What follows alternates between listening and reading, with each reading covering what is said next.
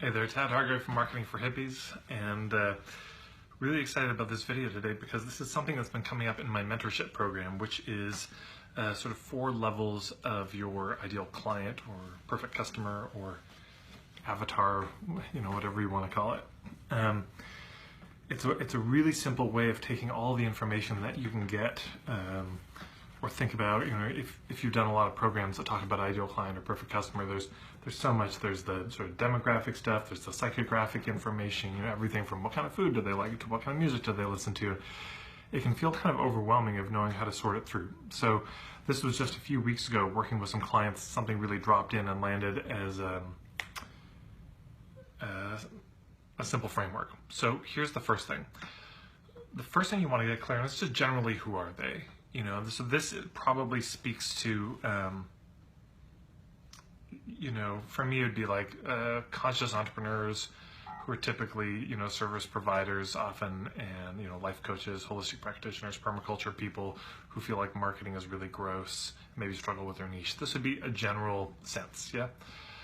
But this is just the big picture. This is very broad. You may have a lot of different subsections, but you start with just a general sense, enough that you could kind of say it and somebody would be like, I get at least a general sense of who that is. So that's the first tier. That's the most general. Second tier would be what are the musts, the things that absolutely have to be true for these people in order to be a client of yours. So it might be, well, they need to be struggling with this issue, or they absolutely need to be able to afford to pay me full price, I guess would be sort of a general probably for everyone, but they need to be Christian, could be one. They need to be vegan, they need to, that may not be a must, but you want to get really clear, what are the things that have to be there? And I like to think about like the top 3. So if you can think about the 3 things that just have to be there for you to work with a client, for that to be a fit. And the third level are things that'd be wonderful if it were true. They don't have to be true, but man, you really enjoy it when clients have these qualities to them. So, for me, I would say a must is they're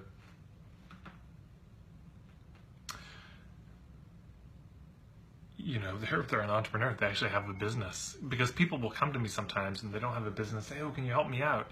Help me figure out what I should do with my life. And that's not my thing. That's more my, friend Alex Baisley or other colleagues of mine. Or they might come to me, so they've got to have a business and they've got to have some needs around marketing. That's a must. If they don't, you get it. What's the point? I can't really help them. So that may seem obvious, but that is that first level. What are the kind of top 3 musts? And then next level would be the things that are great. So for me, things would be great. The icing on the cake, the sweet spot I would have, is clients who are maybe a little more politically radical, spiritually progressive, people who are drawn to local food, organic, supporting local, traditional lifestyles, handcrafts, this kind of thing. I'd probably have a real soft spot for. Then the last level is such an important level. Number 4 is, what are the deal breakers? What are things that are a no? So you notice the first 2 are what you're saying yes to.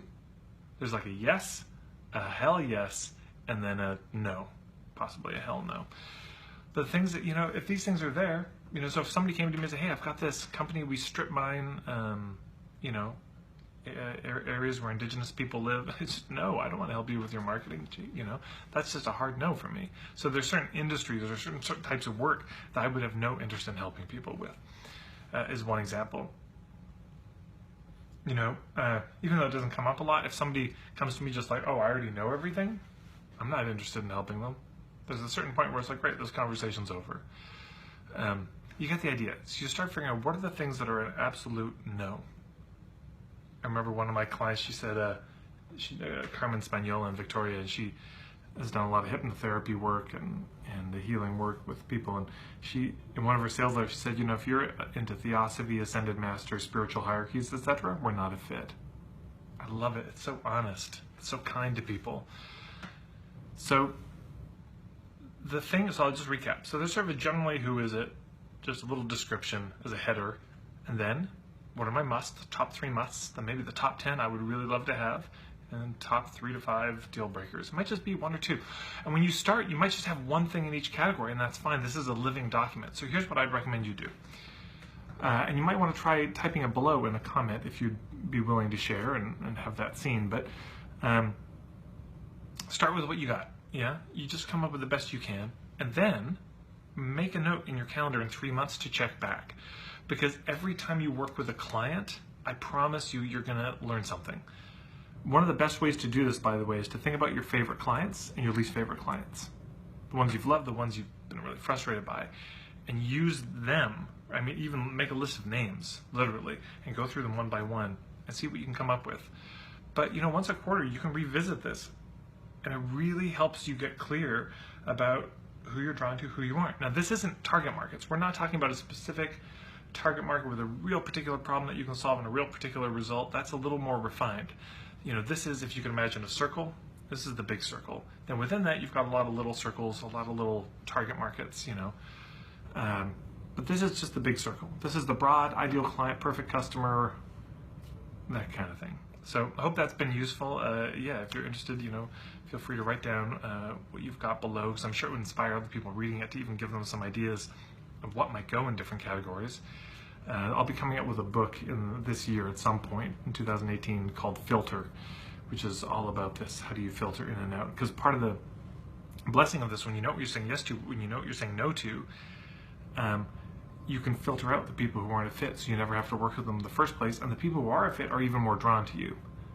So anyways, I'm open to your questions. Thanks so much for watching this. Take care.